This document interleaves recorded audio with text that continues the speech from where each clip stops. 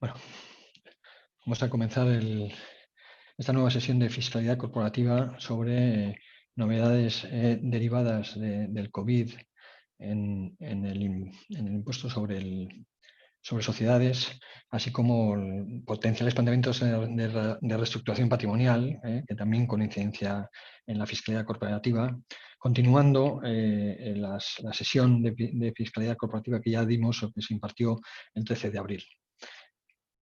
Mi nombre es Iñaki Irigoyen, soy socio del área financiero y tributario de Cotecasas. Conmigo participará también Nacho Costa, socio también del área financiero y tributario de Cotecasas, para tratar los tres temas que queríamos tratar en esta sesión.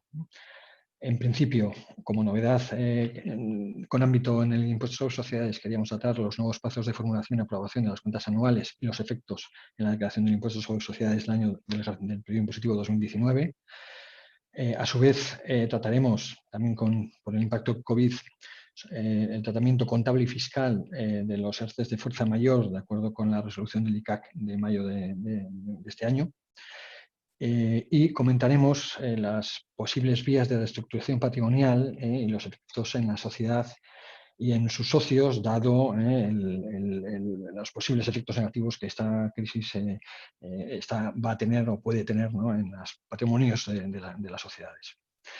Si tienen cualquier duda sobre cualquiera de las cuestiones que vamos a comentar, pueden enviarnos las preguntas que tengan a las direcciones de mail que constarán en las diapositivas que iremos exponiendo.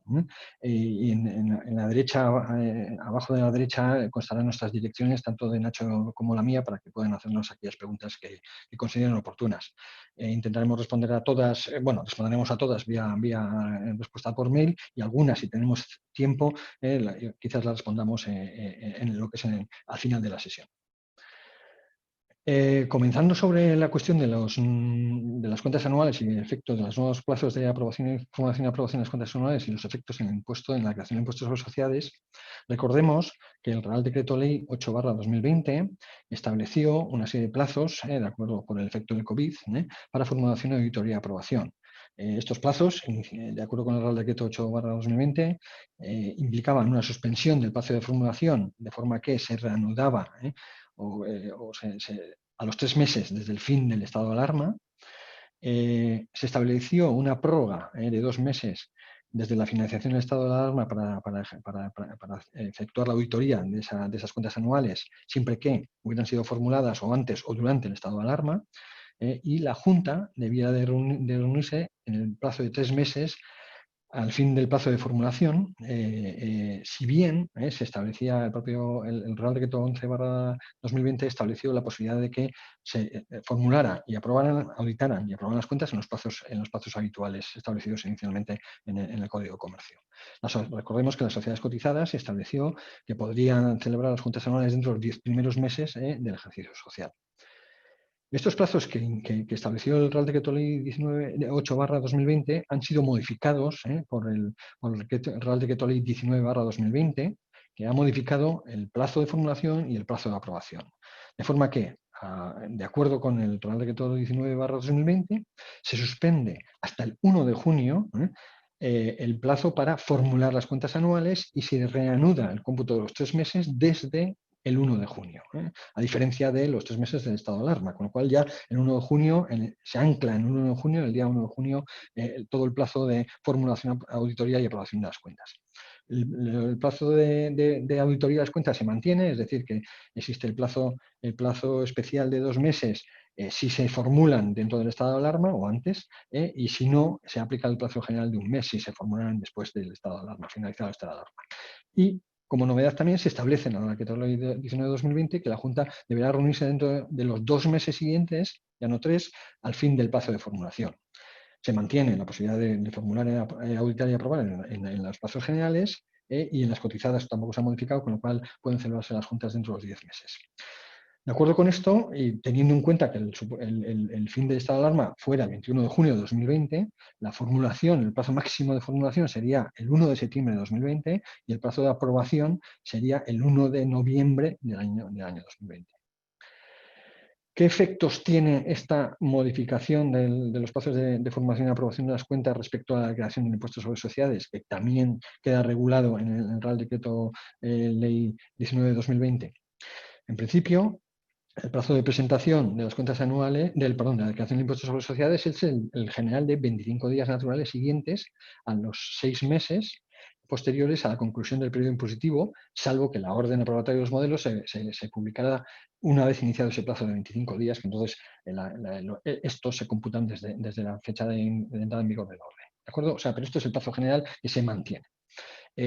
Si a fecha de cumplimiento de la obligación de declaración, de presentación de autoliquidación, no se hubieran aprobado las cuentas anuales, se abren dos plazos de presentación y de pago de la declaración. El ordinario del artículo 124, el de los 25 días naturales a los 6 meses, y un extraordinario que se establece hasta el día 30 de noviembre, que actuaría como segunda declaración si es que es obligatorio hacerla, como luego veremos. Esta declaración ordinaria del plazo general del impuesto sobre sociedades se deberá hacer, si no están aprobadas las cuentas anuales, de acuerdo con lo que denomina el Real Decreto Ley las cuentas anuales disponibles. Para sociedades cotizadas serán las cuentas anuales auditadas establecidas de acuerdo con lo que establece el artículo 41 del Real Decreto Ley 8/2020 para su remisión a la Comisión Nacional del Mercado de Valores. Esto rige para las sociedades cotizadas, y para el resto de los contribuyentes se dan tres tipos de cuentas anuales disponibles.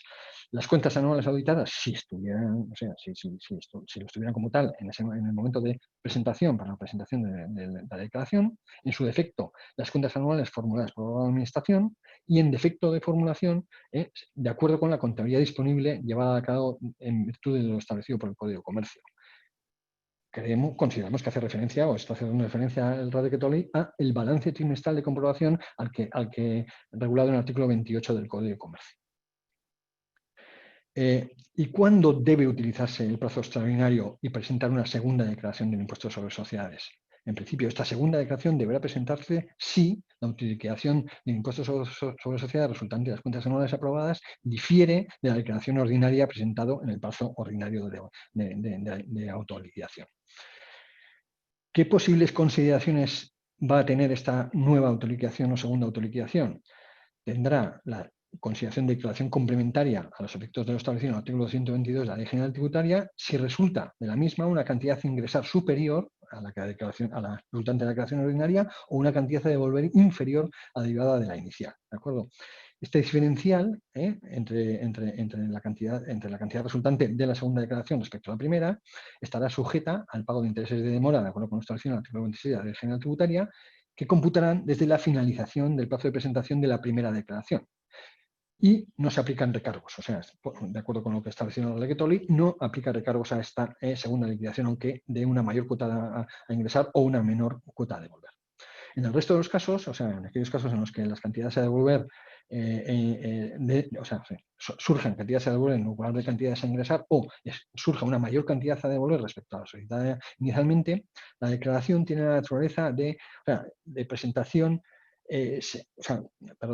La declaración produce efectos de la presentación de la segunda declaración y no resulta aplicable en este caso el régimen de solicitud de rectificación de autorizaciones.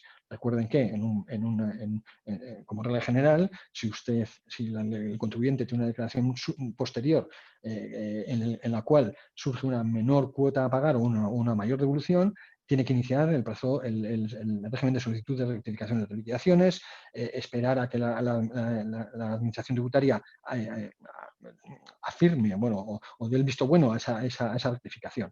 En este caso, la segunda declaración surte efectos desde la presentación, pero si bien no quedan limitadas las facultades de administración para comprobar ambas liquidaciones, tanto la primera, y no resultan las limitaciones de rectificación de las opciones que establece el artículo 119 para una segunda declaración. Es decir, está actuando esta segunda declaración igual que si fuera una primera declaración. En los supuestos de devolución, resulta aplicar el artículo 127 de la Ley de Impuestos sobre Sociedades, lo que significa que deberá existir una liquidación provisional dentro del plazo de 6 meses, desde que finalice el plazo de presentación por parte de la Administración, en la cual se pague lo que es la mayor devolución o la menor cuota ingresada. ¿De acuerdo? ¿Qué ocurre si transcurre dicho plazo sin la ordenación del pago de la devolución por una causa que no sea imputable al contribuyente, entonces se aplica la devolución del interés de demora, pero computado desde la finalización del plazo de 6 meses. Si la devolución deriva del ingreso efectuado en la primera declaración, los intereses de demora computan desde la finalización del plazo ordinario de la declaración inicial, hasta la fecha en la que se ordene el pago de la devolución. Es decir, que si la devolución deriva de una menor cuota impositiva respecto a la primera declaración, sí que va a haber intereses de demora computados desde la finalización del plazo ordinario o de la primera declaración. La realización de la segunda declaración no supone la rectificación de la autoliquidación y, por tanto, no tiene ningún efecto precursivo para las facultades de conversión de la administración tributaria. Como saben, el procedimiento de rectificación de declaraciones mediante solicitud origina ciertas o precluye ciertas facultades de comprobación de la administración cuando está contestado. En este caso, no precluye ninguna facultad. ¿Qué posibles supuestos se pueden dar? El de formulación ordinaria, formulación en el plazo de 3 meses, auditoría en el plazo de 1 mes y aprobación en el plazo de 2 meses. Desde formulación, la autoliquidación se presentaría en el plazo normal de 27 de julio y luego se procedería al depósito de las cuentas anuales. ¿Cómo quedaría con la nueva regulación en el caso de utilización de plazos mínimos? En este caso, se formularía desde el 1 de junio las cuentas anuales, existirían 2 meses para auditar y se debería aprobar con un máximo del 30 de agosto, con lo cual, a partir del 30 de agosto hasta el 30 de noviembre existiría un plazo para presentar la segunda autoliquidación del impuesto sobre sociedades si difiriera esta segunda autoliquidación respecto a las cuentas anuales disponibles y utilizadas. En caso de utilización de los plazos máximos, o en escenarios de plazos máximos, en el plazo de presentación de la autoliquidación del IS no existiría formulación de cuentas, es decir, el 27 de julio habría que presentar la liquidación de impuesto con las cuentas anuales disponibles, finalizaría el plazo de formulación el 1 de septiembre, existiría un plazo de 1 mes para la auditoría, existiría un plazo de 2 meses desde el 1 de septiembre para la aprobación, 1 de noviembre, y entonces a partir del 1 de noviembre hasta el 30 de noviembre existiría el plazo para presentar la segunda autorización. Pasamos al tema del reconocimiento contable y fiscal de los ERTEs de fuerza mayor. Como saben, el ERTE de fuerza mayor lo que han supuesto unas medidas económicas extraordinarias de los expedientes de suspensión de contratos de trabajo y reducción de jornada, que han supuesto 2 hechos económicos fundamentalmente. Una exoneración total o parcial del pago de las aportaciones empresariales a la seguridad social y la suspensión recíproca de las obligaciones de trabajar para el empleado y de remunerar para el empleado.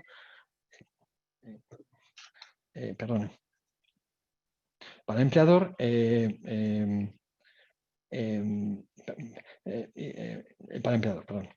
El ICAC ha resuelto en el 21 de mayo de 2020 una consulta formulada por el Instituto de Censores Jurados al respecto del tratamiento de estas 2 cuestiones. Tanto para las aportaciones empresariales a la seguridad social y su exoneración, como para el gasto de personal asumido por el Estado. ¿Y qué ha dicho el ICAC? Lo que ha dicho el ICAC es que en relación con lo que es la exoneración total o parcial del pago de las cuotas de seguridad social, debe reconocerse el gasto completo de lo que hubiera tenido que aportar la empresa a la seguridad social sin considerar la exoneración, por una parte, y debe reconocerse el efecto de la exoneración total o parcial como un ingreso, como una subvención imputada directamente a patrimonio neto y reconocida a la cuenta de pérdidas y ganancias de forma correlacionada con los gastos subvencionados. Esto es, en el mismo ejercicio. La resolución permite que, de acuerdo con el principio de importancia relativa, un tratamiento alternativo de netear en lo que es el gasto con el ingreso derivado de la exoneración, siempre que la diferencial respecto al tratamiento ordinario tenga una importancia poco significativa. Respecto a los salarios asumidos por el Estado en situaciones de ERTE en fuerza mayor, el ICAC considera que al existir una suspensión recíproca de las obligaciones, no procede el tratamiento de reconocer íntegramente el gasto salarial y, a su vez, una subvención equiparatoria al mismo, sino que lo que debe registrarse es el importe efectivamente satisfecho a los empleados. Es decir, que si no he tenido que satisfacer importe alguno o he tenido que satisfacer un importe menor por reducciones de jornada, no deberé reconocer solo los importes satisfechos. ¿Qué efectos tiene esto en el impuesto sobre sociedades? En principio, el reconocimiento del gasto de seguridad social de venga de insatisfecho debe considerarse necesario y deducible en impuestos sobre sociedades por las mismas razones de fondo económico por las cuales el ICAC ha considerado que deben ser registrados de forma íntegra. A su vez, la imputación de la exoneración de las aportaciones debe considerarse como un ingreso contable y fiscal en el impuesto sobre sociedades, y de acuerdo con las diversas consultas que ha emitido la Dirección General de Tributos, debe de formar parte de la base imponible en el periodo impositivo de su concesión. Este ingreso por exoneración de cuotas no computará como ingreso neto de la cifra de negocios, y a su vez, en la medida en que consideramos que la imputación de la subvención por naturaleza debe ser efectuada o bien con cargo en la cuenta 747 de otras subvenciones, donaciones y legados transferidos al resultado del ejercicio, o bien a la cuenta 740 de subvenciones, donaciones y legados a la explotación, su reconocimiento no minora el beneficio operativo, con lo cual no tiene efectos negativos en la determinación de la limitación de la deducibilidad de los gastos financieros establecido en el artículo 16 de la Ley de Impuestos sobre Sociedades. Por su parte, la falta de reconocimiento contable como gasto de personal de las retribuciones cuya obligación de pago está suspendida no genera ningún efecto alguno en el impuesto sobre sociedades, por cuanto que no hay reconocimiento de gasto que no ha sido efectivamente satisfecho. A continuación, Nacho Costa pasará a comentarnos lo que es el régimen de reestructuraciones posibles, reestructuraciones patrimoniales de las sociedades, los efectos en las sociedades y sus socios. Nacho, cuando quieras, adelante. Muchas gracias, Iñaki. Como os ha comentado Iñaki, pues en mi caso, pues voy a hacer un breve resumen de cuáles son las principales implicaciones contables y fiscales derivadas de procesos de reestructuración de deuda, ¿no? Con el entorno COVID que tenemos, entendemos que puede ser relativamente frecuente encontrarnos en situaciones de deudas con difícil situación de repago y creemos que puede ser interesante hacer un breve resumen, una breve reflexión de la fiscalidad de los distintos escenarios que se pueden plantear para cancelar estas deudas, ¿no? Bien sean a través de procedimientos de capitalización, de condonación, etcétera, ¿no? Entonces, resumiremos muy brevemente estos puntos. Empezaremos recordando lo que son los requisitos que se han de cumplir para que fiscalmente los deterioros de crédito sean deducibles en sede del acreedor. Después trataremos pues las implicaciones fiscales de las condonaciones entre sociedades no vinculadas, condonaciones de deudas entre sociedades no vinculadas. Después abordaremos lo que es el tratamiento fiscal de condonaciones de deudas intragrupo y, por último, analizaremos supuestos de capitalización de deudas o compensación de créditos. Empezamos haciendo una reflexión muy rápida, porque todos la conocéis, de los requisitos fiscales que se han de cumplir para deducir en base imponible los deterioros contables de los créditos, ¿no? Están, como todos sabéis, recogidos los requisitos en el artículo 13.1, que contempla, por una parte, unos requisitos de índole objetivo y, por otra parte, unas limitaciones específicas, ¿no? El precepto prevé pues, que para poder deducir fiscalmente el deterioro del crédito nos hemos de encontrar en una de las siguientes situaciones. Ha de haber transcurrido más de 6 meses desde el vencimiento de la obligación, el deudor ha de estar declarado en concurso de acreedores, o el deudor ha de estar encausado por un delito de alzamiento de bienes, o ha de existir una reclamación judicial de la deuda, ¿no?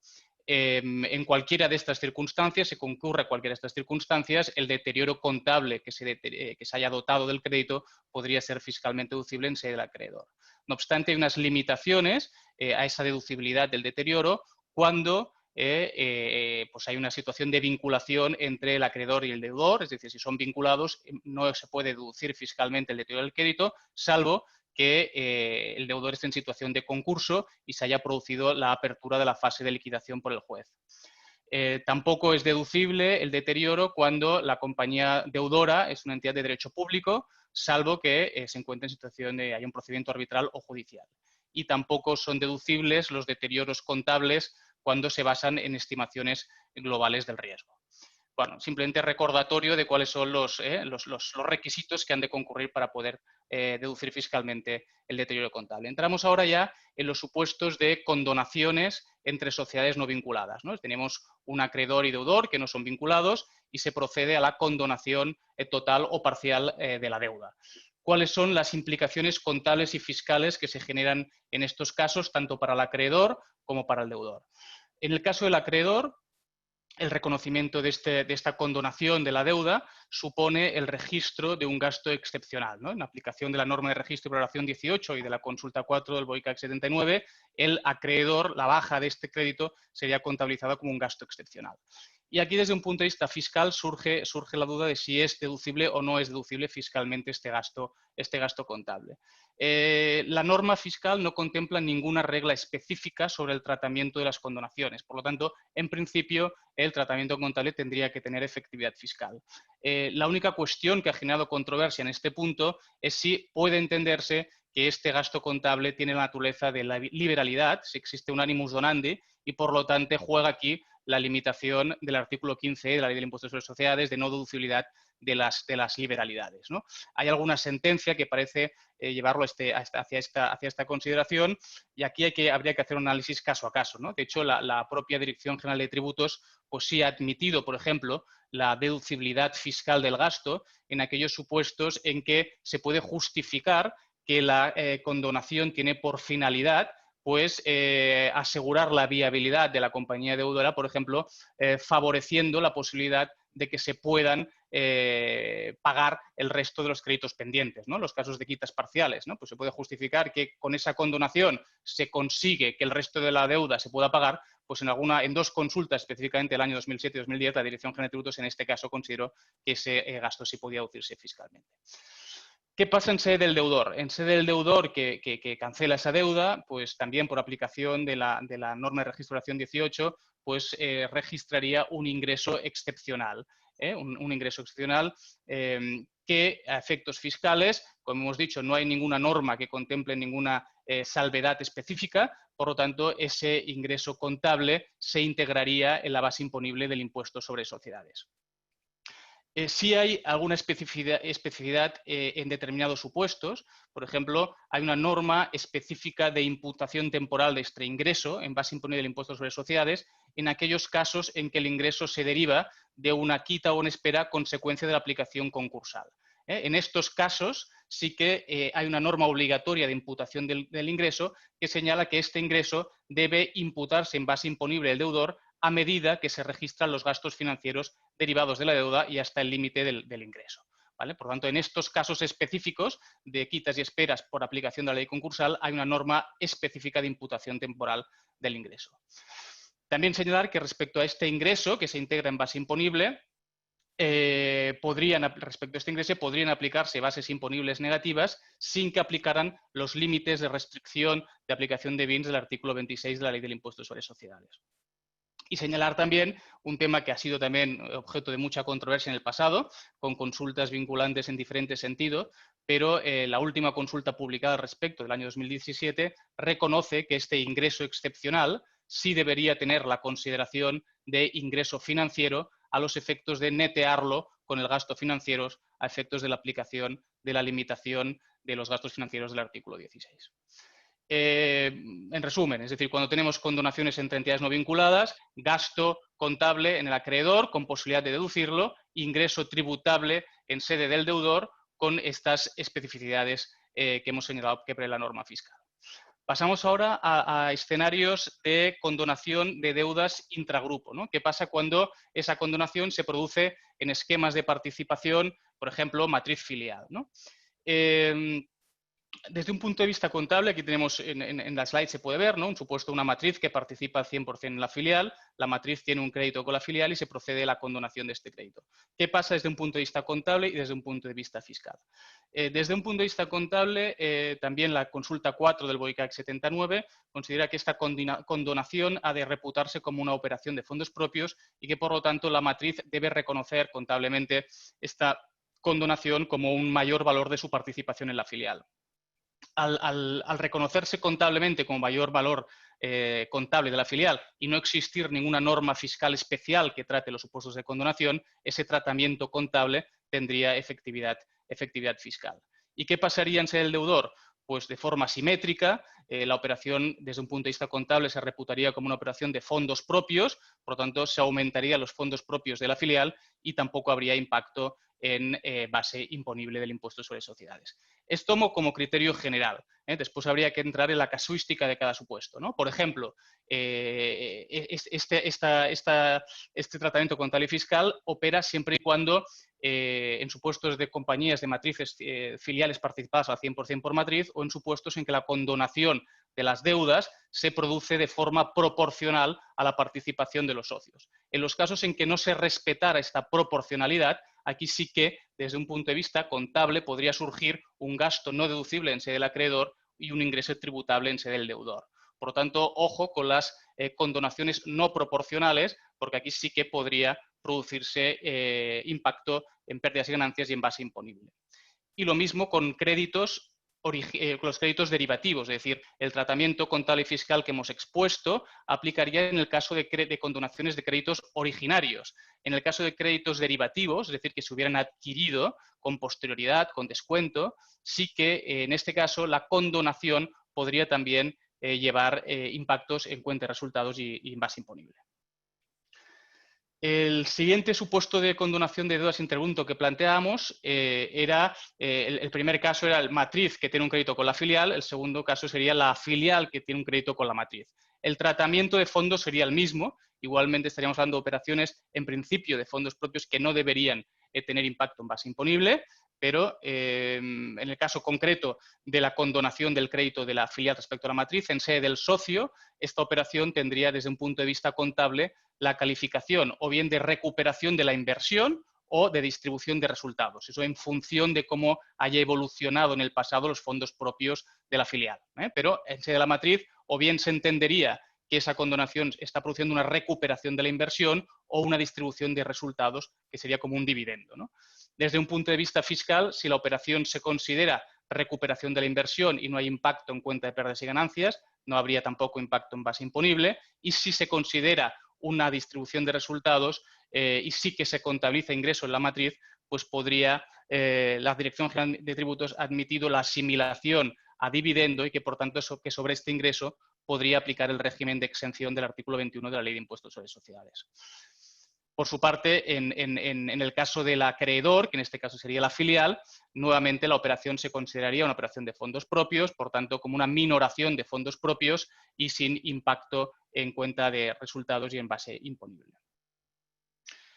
Y el tercer supuesto que planteábamos era el de la condonación de deudas entre también esquemas de participación intragrupo, pero entre hermanas, ¿no? Entre compañías hermanas. Como podéis ver aquí en el organigrama de la slide, pues sería un caso en el que una filial tiene un crédito con otra filial, participadas las dos por el mismo socio, y se procede a la condonación de este crédito entre las dos compañías hermanas, ¿no?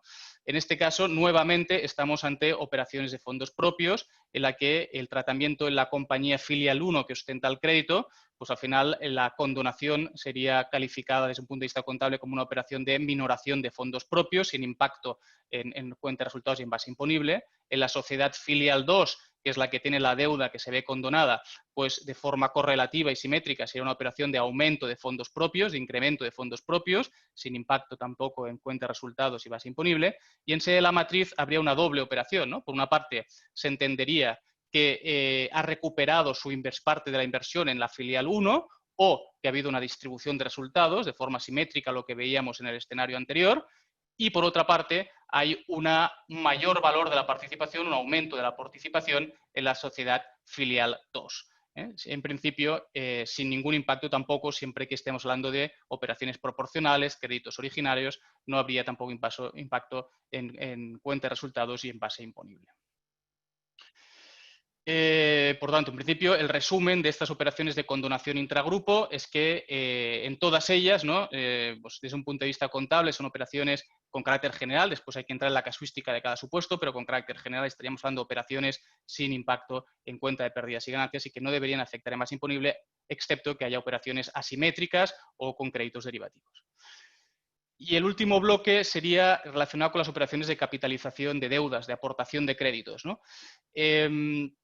A diferencia de las condonaciones, donde hemos visto que no hay una norma fiscal específica que regule el tratamiento de las condonaciones y, por tanto, hay una correlación con el tratamiento contable, en el caso de las aportaciones de créditos, capitalizaciones de créditos, sí que hay una norma fiscal específica que regula el tratamiento de estas operaciones, que son el artículo 17.2 y 17.5 de la Ley del Impuesto sobre las Sociedades y que, de hecho, hacen que el tratamiento fiscal pueda, en este caso, diferir del tratamiento contable, ¿no?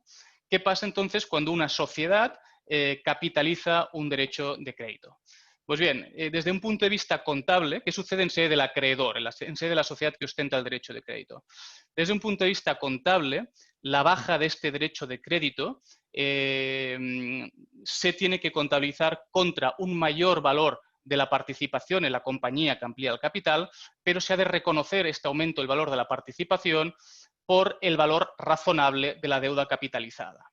Y si existe una diferencia entre el valor nominal de la deuda y el valor razonable de la deuda capitalizada, esa diferencia se tendría que considerar, que imputar como gasto en la cuenta de pérdidas y ganancias, salvo que ese gasto ya se hubiera reconocido vía deterioro del crédito en el pasado, ¿no?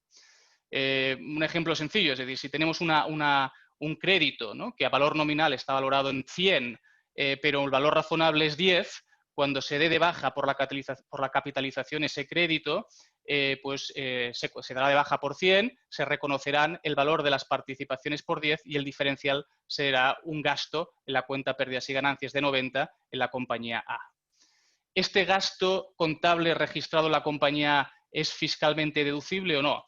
Y aquí es lo que os decía, que existe una norma fiscal específica, que es el artículo 17.2, que señala expresamente que en estos supuestos de aportaciones de créditos, el valor a efectos fiscales de la operación ha de ser el valor por el cual se hace la ampliación de capital desde el punto de vista mercantil, el valor nominal del crédito, con independencia de cuál sea el tratamiento contable de la operación. Es decir, aunque contablemente se haya registrado por valor razonable de la deuda capitalizada, a efectos fiscales, el valor fiscal ha de ser el valor de la aportación, el valor de a efectos mercantiles, el valor nominal de la deuda. Por lo tanto, en el caso que planteábamos, a pesar de que contablemente surja en el supuesto anterior un gasto contable, este gasto no tendría efectividad fiscal por aplicación del artículo 17.2 y, por tanto, tendría que ser objeto de un ajuste extracontable positivo. ¿Qué pasaría en el caso de un crédito adquirido con descuento? Es decir, un crédito que no es originario, sino un crédito que se ha adquirido con posterioridad con descuento. En este caso sí que podría producirse una renta tributable. Está previsto expresamente en el artículo 17.5, que dice que en estos supuestos en que se están capitalizando estos derechos de créditos, la sociedad transmitente, la sociedad que aporta el derecho de crédito, tiene que reconocer una renta por la diferencia entre el valor nominal del crédito, es decir, el valor del importe del aumento del capital, y el valor fiscal del crédito capitalizado, es decir, entre el valor nominal del crédito y el valor por el cual ella adquirió ese derecho de crédito. Por lo tanto, ojo en las operaciones de capitalización de créditos derivativos que se han adquirido con descuento, porque aquí, en el momento de la capitalización, sí que podría aflorar una renta en sede de la entidad transmitente, en sede de la sociedad que aporta el derecho de crédito. ¿Qué sucede en el deudor en este caso? En este supuesto de capitalización de deudas, de aportación de derechos de créditos. En sede del deudor, desde un punto de vista contable, se ha de dar de baja ese derecho, esa deuda, y la contrapartida es un incremento de fondos propios que se han de reconocer por el valor razonable de la deuda capitalizada. Y el diferencial, en caso de existir, es decir, en caso de que el valor nominal de la deuda tenga un diferencial respecto al valor razonable de esa deuda, ese diferencial se ha de contabilizar como ingreso en cuenta de pérdidas y ganancias. Por tanto, de existir ese diferencial, la compañía deudora tendría que reconocer un ingreso contable. ¿Qué tratamiento fiscal tendría este ingreso? Aquí nuevamente aplicaría la norma fiscal específica prevista para las capitalizaciones que hemos comentado anteriormente, el artículo 17.2, por el cual, a pesar de que contablemente se registre este ingreso, a efectos fiscales hay que valorar la operación por el valor nominal del crédito y, por tanto, desde un punto de vista fiscal, ese ingreso contable no tendría que integrarse la base imponible del impuesto sobre sociedades y tendría que ser tendría que ser objeto del correspondiente ajuste extracontable negativo. Este criterio lo ha confirmado expresamente la Dirección General de Tributos, entre otras, en una consulta muy clara del año 2016. Por lo tanto, en principio, en estas operaciones de capitalizaciones, si estamos hablando de créditos originarios y se realizan la ampliación de capital a valor nominal, a pesar de que puedan generarse resultados contables tanto en el acreedor como en el deudor, estos resultados serían objeto de neutralización a efectos de su integración en la base imponible del IS, serían objeto de ajuste extracontable. Y por último, simplemente hacer una breve reflexión muy rápida en estos supuestos de capitalización de derechos de créditos en los que, como hemos visto, se produce una actualización del valor fiscal de las participaciones. Si hay una voluntad, acto seguido, de aflorar la pérdida asociada a las participaciones, distinguir el tratamiento de los casos en que se capitaliza y se produce la venta de las participaciones, donde podemos encontrarnos que la venta genere una renta una renta negativa que no se pueda integrar en la base imponible del impuesto sobre sociedades por aplicación de las restricciones del artículo 21.6. Por lo tanto, esa capitalización y posterior venta podría dar lugar a una renta negativa que no tuviera efectividad fiscal, y ello en contraposición con un eventual escenario de capitalización, de aportación del crédito y posterior disolución y extinción de la filial. En este segundo caso, si después de capitalizar se liquida la filial y se extingue la filial, sí que podría aflorar esa renta negativa con efectividad fiscal, porque, como recordáis, el artículo 21.8 sí permite dar eficacia fiscal a pérdida cuando proviene de una operación de extinción de la sociedad liquidada. Y con esto, Iñaki, yo creo que podríamos ver si hay alguna pregunta. Sí, gracias. Empecemos. Gracias, Nacho. Sí.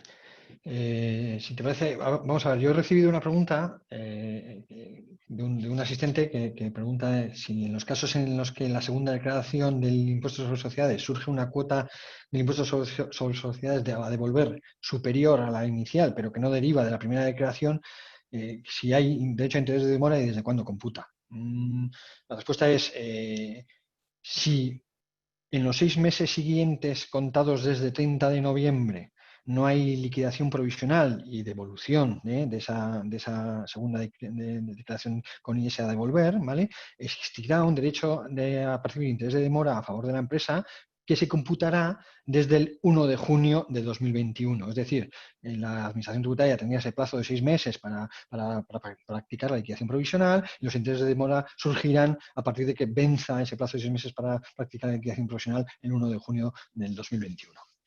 No sé si tú has recibido, Nacho, alguna pregunta de tu parte. Sí, de hecho estaba ahora revisando el email, hay varias consultas.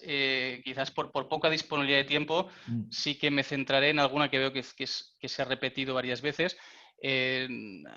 Nos preguntan varios asistentes qué sucede en los casos de transmisión del derecho de crédito, ¿no? Porque hemos estado hablando de los casos de capitalización, condonación, pero nos preguntan qué pasa si el acreedor vende ese derecho de crédito, si esa pérdida que se pueda generar es deducible o no es deducible fiscalmente, ¿no?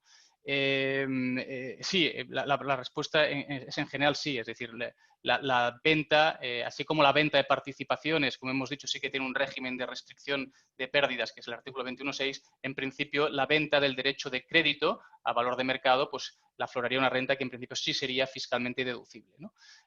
Simplemente dos matices. Uno es que el artículo 11 de la Ley del Impuesto sobre Sociedades contempla que si esa venta del derecho de crédito se realiza a una entidad del mismo grupo de sociedades, en ese caso sí que no se podría dar la pérdida hasta el momento que el crédito saliera del perímetro del grupo, ¿no?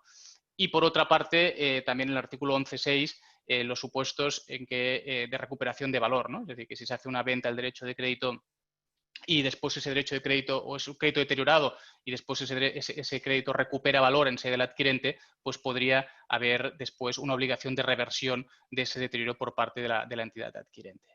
Y también un comentario respecto al adquirente de ese derecho de crédito, ¿no? Porque el que adquiere el derecho de crédito con el descuento, como hemos visto a lo largo de la ponencia, después, si quiere condonar o capitalizar ese derecho de crédito, podría tener un problema posterior en con la floración de una renta con motivo de esa operación de capitalización. Pues muchas gracias, Nacho. Muchas gracias por su asistencia, dado el tiempo y los tiempos que manejamos en estos tipos de sesiones. Damos por acabada la sesión. Las preguntas que que hemos recibido serán contestadas, las contestaremos por escrito, no se preocupen por eso. Darles las gracias por su asistencia.